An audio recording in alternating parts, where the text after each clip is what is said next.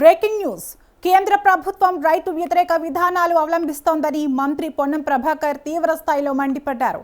నిరంతరం పెరుగుతున్న petrol, diesel ధరలతో సామాన్య ప్రజల నడ్డి విరుస్తూ అసలు సమస్యల నుంచి దృష్టి మళ్లించేందుకు బీజేపీ నేతలు రైతు ఘోష, బీజేపీ భరోసా పేరుతో బస్సు యాత్రలు చేపట్టిందని దుయ్యబట్టారు.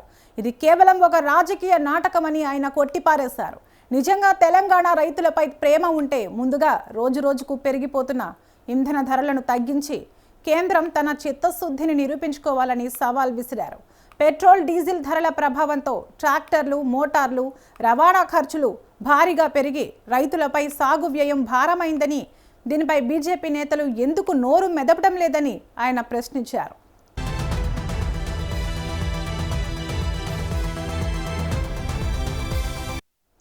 తెలంగాణ రైతులు పండించిన ధాన్యాన్ని పూర్తి స్థాయిలో కొనుగోలు చేయడంలో కేంద్ర ప్రభుత్వం ఘోరంగా విఫలమైందని మంత్రి పొన్నం ఆరోపించారు.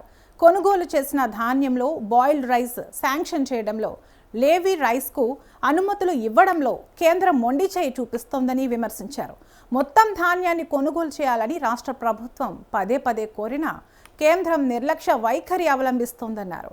కేంద్ర ప్రభుత్వం కేవలం 53.73 లక్షల మెట్రిక్ టన్నుల ధాన్యానికి మాత్రమే అనుమతి ఇవ్వగా రైతులకు ఇబ్బంది కలగకూడదనే ఉద్దేశంతో తెలంగాణ ప్రభుత్వం 75 లక్షల మెట్రిక్ టన్నుల ధాన్యం కొనుగోలు లక్ష్యంగా సాగుతోందని స్పష్టం చేశారు.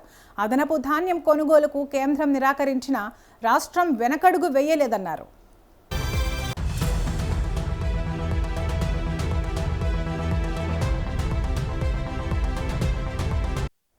రైతుల సంక్షేమం కోసం తెలంగాణ ప్రభుత్వం యుద్ధ ప్రాతిపదికన చర్యలు చేపట్టిందని మంత్రి వెల్లడించారు.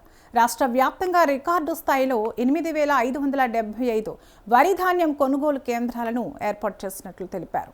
కొనుగోలు కేంద్రాల్లో వేచి ఉన్న 8.50 లక్షల మెట్రిక్ టన్నుల ధాన్యాన్ని వేగంగా సేకరిస్తున్నామని, ఎక్కడా కొరత లేకుండా 21 కోట్ల గోనె సంచులను అందుబాటులో ఉంచామని వివరించారు. ఇప్పటి వరకు ప్రభుత్వం 51 లక్షల మెట్రిక్ టన్నుల ధాన్యాన్ని కొనుగోలు చేసి నేరుగా రైతుల బ్యాంకు ఖాతాల్లో 8,749 కోట్ల రూపాయల కనీస మద్దతు ధరను జమ చేసిందని వివరించారు.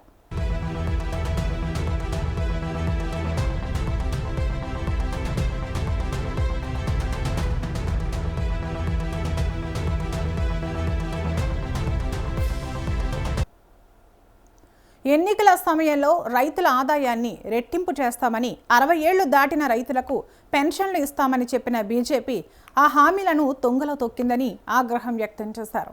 గతంలో నల్ల చట్టాల పేరుతో దేశవ్యాప్తంగా రైతులను ఇబ్బంది పెట్టి 700 మంది ప్రాణాలు పోవడానికి కారణమైన బీజేపీకి ఇప్పుడు రైతుల గురించి మాట్లాడే హక్కు లేదన్నారు. బడా పారిశ్రామికవేత్తల లక్షల కోట్ల రుణాలను మాఫీ చేస్తూ అన్నదాతలకు నయా పైసా రుణమాఫీ చేయకపోవడం కేంద్ర వివక్షకు నిదర్శనమన్నారు.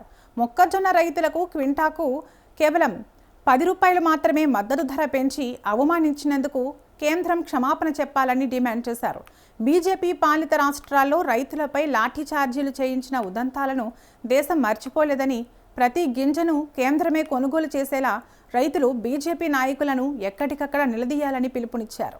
పెంచిన పెట్రోల్ ధరలు 10 రోజుల్లో 4 సార్లు పెంచి ప్రజల దృష్టి మరల్చడానికి రైతుల పేరు మీద యాత్ర చేస్తా ఉన్నారు బీజేపీ పార్టీ.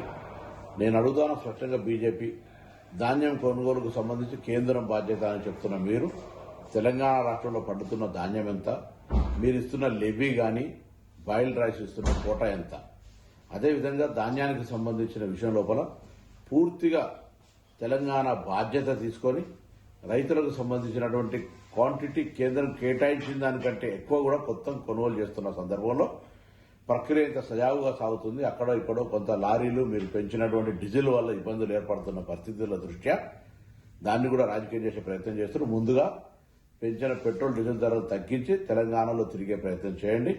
అదేవిధంగా ఈరోజు ధాన్యం కొనుగోలుకు సంబంధించి తెలంగాణ ప్రభుత్వానికి కేంద్రం నుంచి రావాల్సిన అన్ని రకాల సహాయ సహకారాలు అందించే ప్రయత్నం చేయండి. మీరు రైతు వ్యతిరేక ప్రభుత్వం, రైతులకు 60 సంవత్సరాలకి పెన్షన్ ఇస్తాన్నారు, రైతులకు సంబంధించి అన్ని రకాలుగా సహకారం చేస్తానని ఒక్క మాట కూడా అమలు చేయకుండా ఈరోజు రైతు వ్యతిరేక ప్రభుత్వంగా కేంద్ర ప్రభుత్వం నడుస్తోంది. తెలంగాణ ప్రభుత్వం రైతులకు పూర్తిగా అండగా ఉంటూ అన్ని రకాల సహాయ సహకారాలు అందించే ఈ సందర్భంలో ముసలి కన్నీరు కాలుస్తూ రైతుల పేరు మీద రైతు యాత్రలు చేపట్టడం బీజేపీకి సిగ్గుచేటు. తప్పకుండా మేము మరి కాంగ్రెస్ పార్టీ తరఫున రైతులకు అండగా ఉంటాం, రైతులకు సపోర్ట్గా ఉన్నాం. భారతీయ జనతా పార్టీ పెట్రోల్ పెంపు ధరల దృష్టి మరల్చడానికి కొరకు మాత్రమే చేస్తోంది, రైతుల మీద ప్రేమతోటి కాదు.